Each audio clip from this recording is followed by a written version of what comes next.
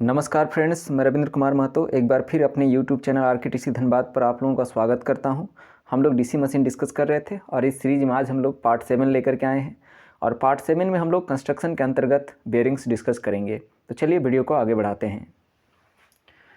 ये देखिए बेयरिंग्स, ये देखिए एक डीसी मशीन बनाया हुआ है, ठीक है, जिसका शाफ्ट आपको यहाँ पे दिख रहा है। एक्चुअली ये आर्मेचर शाफ्ट है और ये देखिए इंड कैप है, जो साइड वाला देख रहे हैं, यहाँ भी एक इंड कैप होगा, यहाँ भी एक इंड कैप होगा। और ये देख लीजिए यहाँ पे जो स्ट्रक्चर बनाया हुआ है यही है आपका बेयरिंग, अर्थात यहाँ भी एक बेयरिंग होगा और यहाँ भी एक बेयरिंग होगा, ठीक है। तो दो बेयरिंग हम यहाँ पे यूज करेंगे, ठीक है। तो देखेंगे जो बेयरिंग आप यहाँ लगाए हैं उसका क्या फंक्शन होता है। तो फंक्शंस ऑफ बेयरिंग्स, बेयरिंग्स का क्या फंक्शंस होता है। तो पहला फंक्शन देखेंगे, to support the armature shaft. ये जो आपका आर्मेचर शाफ्ट है उसको दोनों साइड से सपोर्ट देता है कौन, बेयरिंग्स, ठीक है।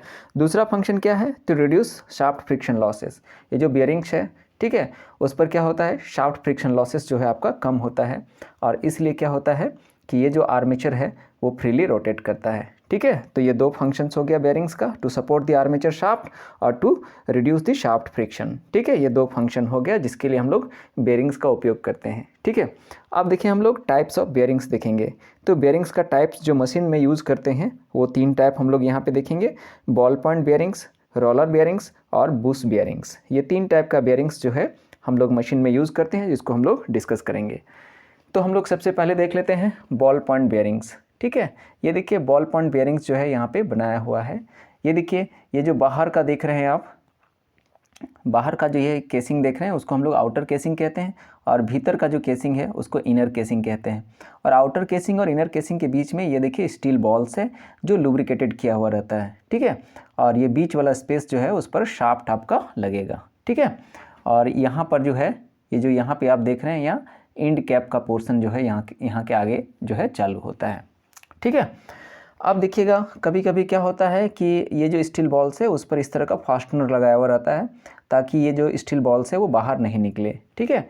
तो प्रॉपर लुब्रिकेशन के साथ जो है ये सब स्टील बॉल्स जब काम करता है तो फ्रिक्शन लॉसेस को काफ़ी हद तक कम कर देता है, ठीक है। और इस वजह से शाफ्ट आपका फ्रीली रोटेट होगा, ठीक है। इस तरह का जो बॉल पॉइंट बेयरिंग्स है ये एक्सेलेंट परफॉर्मेंस देता है आपका, ठीक है, और suitable for small and medium capacity DC machines. तो ये एक्सेलेंट परफॉर्मेंस देता है और स्मॉल और मीडियम कैपेसिटी मशीन्स के लिए बहुत सही है, या स्मॉल और मीडियम कैपेसिटी मशीन्स पर ये ज़्यादा प्रयोग होता है, ठीक है।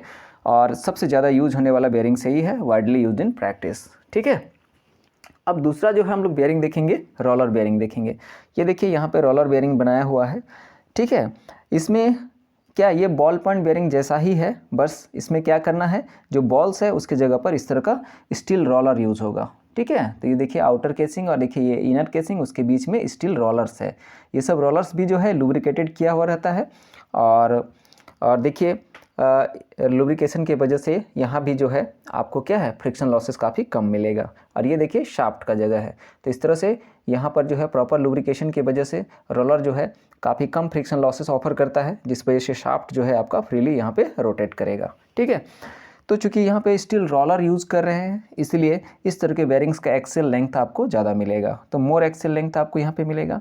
और इस तरह का बेयरिंग्स जो है उसका लोड बेयरिंग कैपेसिटी बहुत अच्छा होता है, इसलिए suitable for high capacity DC machines, ठीक है। हाई कैपेसिटी डीसी मशीन जहाँ पे लोड अधिक हैंडल किया जाता है, ठीक है, उस तरह के डीसी मशीन्स के लिए जो है आपका रोलर बेयरिंग प्रयोग होगा, ठीक है। लेकिन ये थोड़ा सा महंगा आता है, ठीक है, कॉस्टलियर इन नेचर।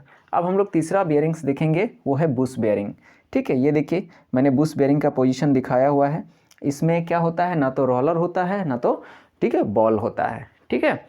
ये क्या होता है, ब्रॉन्ज या ब्रास का बना रहता है, जो सिंपली जो है रिंग टाइप का स्ट्रक्चर में आपको दिखेगा, ठीक है। ब्रॉन्ज या ब्रास का बना हुआ रहेगा जो सिंपली रिंग टाइप का स्ट्रक्चर में दिखेगा, ठीक है।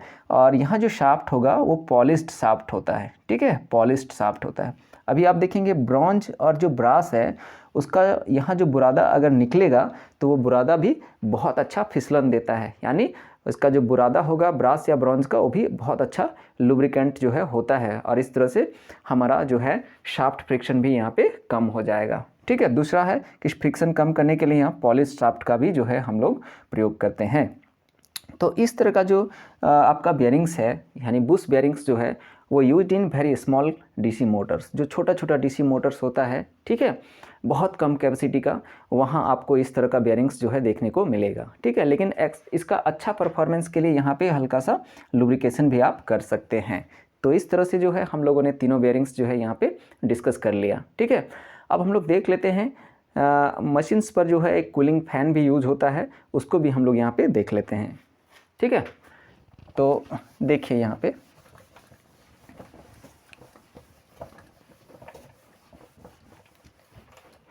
हम लोग देखेंगे कूलिंग फ़ैन। कूलिंग फ़ैन ये देखिए इस तरह से आपको मिलेगा। मान लीजिए ये आपका डीसी मशीन है, ठीक है, और ये देखिए ये शाफ्ट यहाँ से जा रहा है, यहाँ पे जो है शाफ्ट, ये देखिए यहाँ पे आर्मेचर को डॉटेड लाइन से दिखा दे रहे हैं, यहाँ पे भीतर आपका आर्मेचर एग्जिस्ट कर रहा है, और ये देखिए यहाँ से शाफ्ट आपका निकल जाएगा, ठीक है। तो ठीक है, ये देखिए ये आर्मेचर है, ठीक है। और मैंने जिस समय आर्मेचर कोर डिस्कस किया था उस समय ये भी बताया था कि इस पर आर्मेचर वाइंडिंग तो होता है, लेकिन यहाँ पे एयर होल्स भी होता है, ठीक है, एयर होल्स होता है। इसी जगह देखिएगा आप, यहाँ पे एक फ़ैन हम लोग यूज़ करते हैं, ठीक है, इस तरह से हम लोग जो है फ़ैन यूज़ करते हैं यहाँ पे।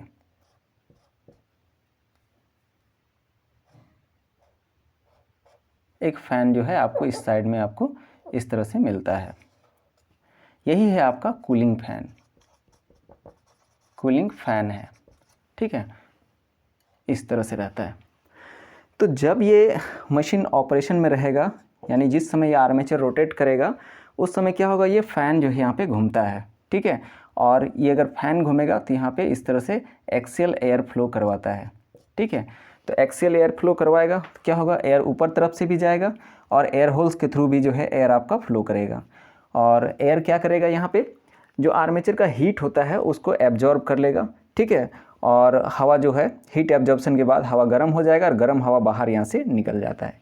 कुल मिला के फ़ैन के ऑपरेशन की वजह से क्या होगा, यहाँ का जो आर्मेचर का हीट है वो हवा के माध्यम से एटमॉस्फेयर पर चला जाता है, बाहर निकल जाता है, और इस तरह से यहाँ पे आर्मेचर के लिए हीट ट्रांसफ़र जो है, या मशीन के लिए हीट ट्रांसफ़र आपका फास्ट होगा, और इसी तरह से मशीन आपका कूल होता है, ठंडा होता है, और इस तरह से मशीन का टेम्परेचर जो है एक सर्टेन लिमिट तक जाता है, उसके ऊपर आपका नहीं जाता है, ठीक है। तो इस तरह से कूलिंग फ़ैन जो है मशीन को ठंडा करने के लिए प्रयोग किया जाता है। ये मशीन के किसी एक इंड पर जो है आपको देखने को मिलेगा, और ये कूलिंग फ़ैन जो है आपका मोस्टली प्लास्टिक या फाइबर मटेरियल का बना हुआ होता है, और एक इम्पॉर्टेंट रोल प्ले करता है कूलिंग के लिए। आशा करते हैं ये वीडियो आप लोगों को पसंद आया होगा। वीडियो पसंद आता है तो वीडियो को लाइक करें, दोस्तों के साथ शेयर करें, और चैनल्स पर नए हैं तो चैनल्स को सब्सक्राइब कर लें। धन्यवाद।